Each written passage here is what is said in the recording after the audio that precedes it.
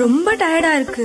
இயற்கையான டேட்ஸ், பாதாம், பிஸ்தா, cash and honey கொண்டு தயாரிக்கப்பட்ட லயன் டேட் நட் பைட்ஸ்.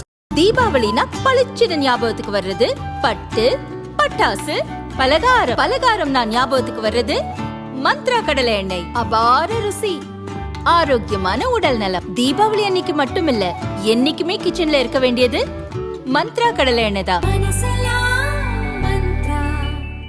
பிரதமர் மோடி அமைச்சரவையில் சாலை போக்குவரத்து அமைச்சராக இருப்பவர் நிதின் கட்கரி. பாஜக தேசிய தலைவராக பதவி வகித்தவர். நாட்டின் மூலை முடுக்குகளிலும் சாலை அமைக்கும் பணிகளை சிறப்பாக செய்து வருகிறார். இவருக்கு பிரதமராகும் தகுதியும் உண்டு என பாஜக வட்டாரங்களிலேயே ஒரு பேச்சு உண்டு. இதனால் இவருக்கும் மோடிக்கும் இடையே எப்போதும் ஒரு இடைவெளி உண்டு என்ற கருத்தும் பாஜகவில் உள்ளது. கட்சி பாகுபாடு இல்லாமல் எந்த எம்பி உதவி கேட்டாலும் உடனே அவர்களை தன் அலுவலகத்துக்கு அழைத்து நிதின் கட்கரி உதவி செய்வார். இதனால் எதிர்க்கட்சியினரால் மதிக்கப்படுவதோடு பாராட்டுகளையும் பெற்று வருகிறார்.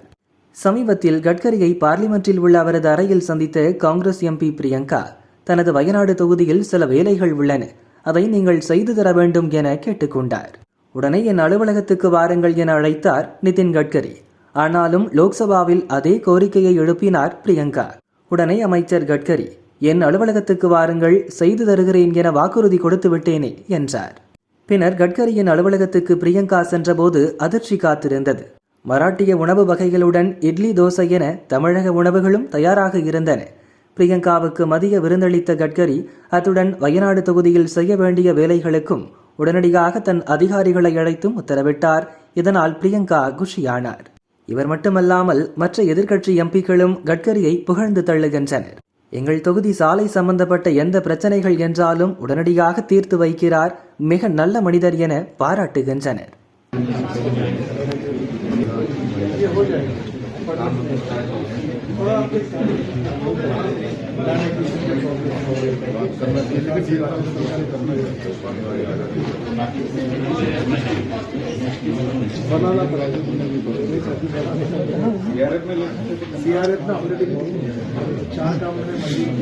अगर आपको बहुत इम्पोर्टेंट 4 कैंसिल